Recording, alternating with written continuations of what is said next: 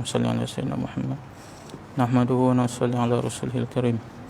InsyaAllah pagi ini kita dengar beberapa buah hadis mengenai solat-solat sunat. Mudah-mudahan bermanfaat bagi kita insyaAllah. An Abi Sa'idin wa Abi Hurairah radhiyallahu anhuma qala Rasulullah sallallahu alaihi wasallam idza ayqadha ar-rajulu ahlahu min al-lail fa sallaya aw shalla rak'ataini jami'an kutiba fi adh-dhakirin wadh-dhakirat. Sayyidina Abu Sa'id dan Sayyidina Abu Hurairah radhiyallahu anhuma berkata bahawa Rasulullah sallallahu alaihi wasallam bersabda, apabila seorang lelaki membangunkan keluarganya pada waktu malam lalu kedua-dua mereka bersolat tahajud sekurang-kurangnya 2 rakaat bersama-sama, maka mereka akan ditulis dalam kalangan lelaki dan wanita yang banyak mengasihi Allah.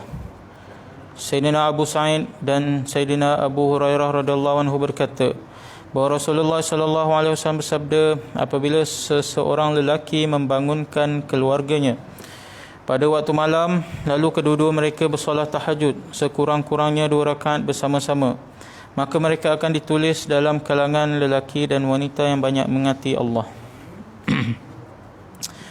An Aisyah radhiyallahu anha akhbarathu anna Rasulullah sallallahu alaihi wasallam qala ma min imri'in takunu lahu salatun bilailin faghalabahu 'alaiha naumun illa kataballahu lahu ajra salatihi wa kana naumuhu shadaqatan 'alaihi.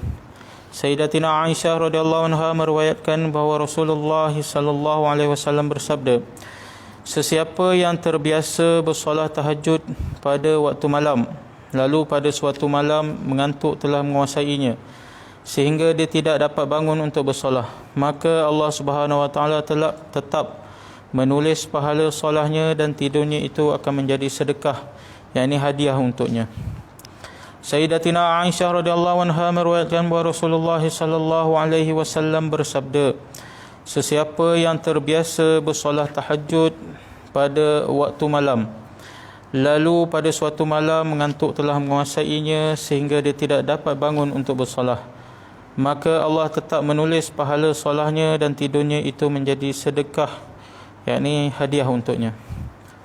An Abi Darda radhiyallahu anhu yablughu bihi an-nabiy sallallahu alaihi wasallam qala man ata firashahu wa huwa yanwi an yaquma yusalli min al-lail faghalabathu 'aynahu hatta asbaha kutiba lahu ma nawa wa kana naumuhu sadaqatan 'alaihi min rabbih 'azza wa jalla.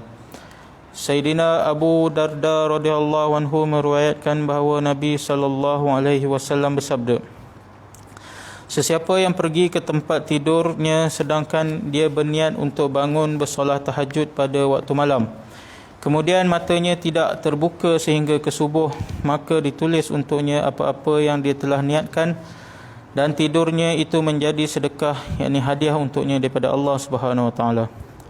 Sayyidina Abu Darda radhiyallahu anhu meriwayatkan bahawa Nabi sallallahu alaihi wasallam bersabda, sesiapa yang pergi ke tempat tidurnya sedangkan dia berniat untuk bangun bersolat tahajud pada waktu malam, kemudian matanya tidak terbuka sehingga ke subuh, maka ditulis untuknya apa-apa yang telah dia niatkan dan tidurnya itu menjadi sedekah, yakni hadiah untuknya dari Allah Subhanahu wa taala. An Muaz bin Anas Al-Juhani radhiyallahu anhu anna Rasulullah sallallahu alaihi wasallam qala man qa'ada fi musallahu hina yansarifu min salati subhi hatta yusabbiha rak'atay duha la yaqulu illa khairan ghufira lahu khatayahu wa in kanat akthara min zabadil bahr. Sayyidina Muaz bin Anas Juhani radhiyallahu anhu meriwayatkan bahawa sesungguhnya Rasulullah sallallahu alaihi wasallam bersabda, sesiapa yang terus duduk di tempat dia bersolat setelah dia selesai solat subuh sehingga dia mengerjakan 2 rakaat solat sunat duha dan dia tidak berkata apa-apa kecuali yang baik, maka dosa-dosanya akan diampunkan oleh Allah walaupun dosa itu lebih banyak daripada buih di lautan. Sayyidina Muaz bin Anas Juhani meriwayatkan bahawa sesungguhnya Rasulullah sallallahu alaihi wasallam bersabda, sesiapa yang terus duduk di tempat dia bersolat setelah dia selesai solat subuh sehingga dia mengerjakan 2 rakaat sunat duha dan dia tidak berkata apa-apa kecuali yang baik, maka dosa-dosanya akan diampunkan oleh Allah walaupun dosa itu lebih banyak daripada buih di lautan.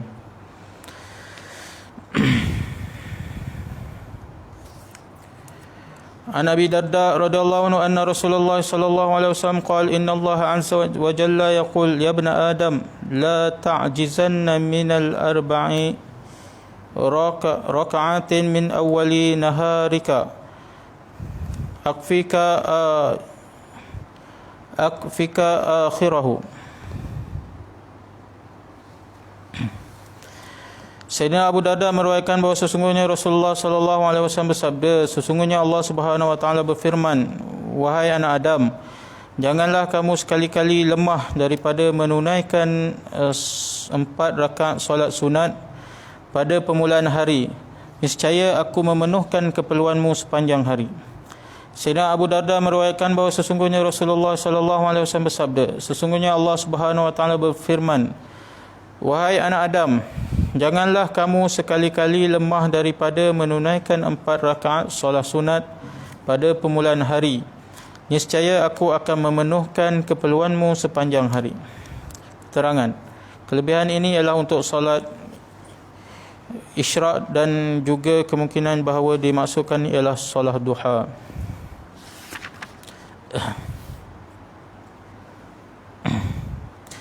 An Abi Hurairah radhiyallahu anhu qala Rasulullah sallallahu alaihi wasallam man hafadha ala syuf'ati ad-duha ghufirat lahu dhunubuhu wa in kanat mithla zabadil bahr.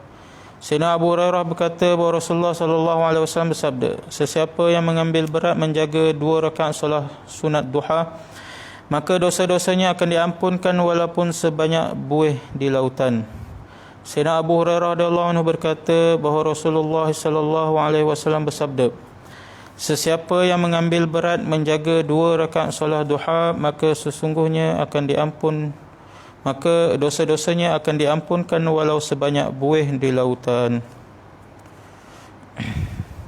InsyaAllah kita telah dengar beberapa kelebihan solat-solat sunat. Mudah-mudahan Allah bagi kita taufik untuk amal dan kita sampaikan insyaAllah. Subhanallah wa bihamdihi.